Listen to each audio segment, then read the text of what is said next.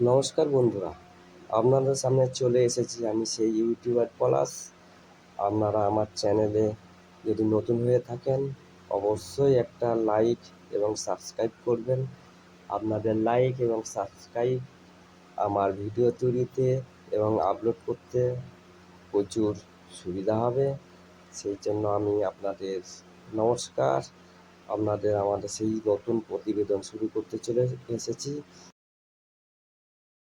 বন্ধুরা, সবথেকে আজকের সকাল 10টার পরে একটি ব্রেকিং নিউজ হলো, 26,000 চাকরি বাতিল মামলায় রায়দান ঘোষণা হয়ে গেছে সঞ্জীব খান্নার বেঞ্চে সুপ্রিম কোর্টে।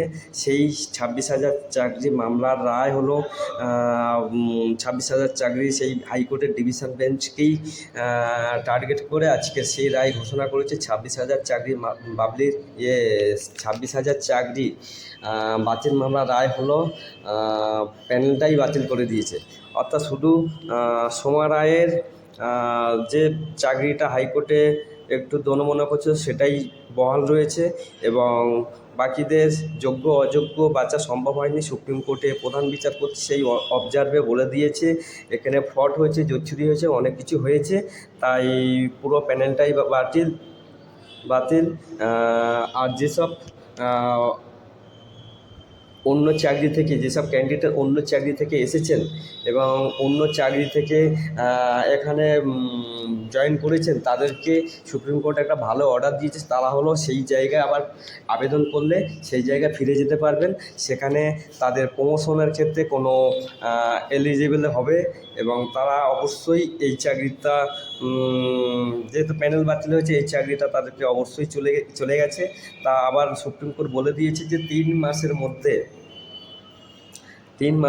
ফেস নিয়োগ প্রক্রিয়া শুরু করতে হবে এবং এই প্রক্রিয়া অবশ্যই সুপ্রিম কোর্টে অবজার্ভে থাকবে এবং যেসব যোগ্য অযোগ্যদের জন্য চাকরি চলে গেছে তারা অবশ্যই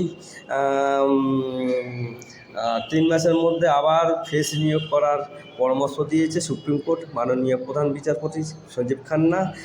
আমাদের সেই ব্রেকিং নিউজ হলো তাদেরকে যেসব অযোগ্যরা চাকরি চলে গেছে তাদেরকে অবশ্যই সুদ সমেত 12% সুদ সমেত ফেরত দিতে হবে। আবার নতুন প্রক্রিয়াগুলো শুরু করতে হবে এবং এই হলো আমাদের খবর আছে মহামান্য বিচারপতির তরফ থেকে আমার কাছে যেগুলি খবর এসেছে সেগুলো হলো এই খবর।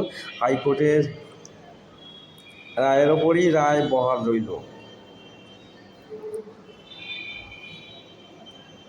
এবং যেসব ক্যান্ডিডেট নতুনভাবে 3 মাসের মধ্যে আবেদন প্রক্রিয়া রাজ্য সরকারকে বলে দিয়েছে করতে হবে, সেই প্রক্রিয়ায় অবশ্যই বয়সের ছাড় পাবেন।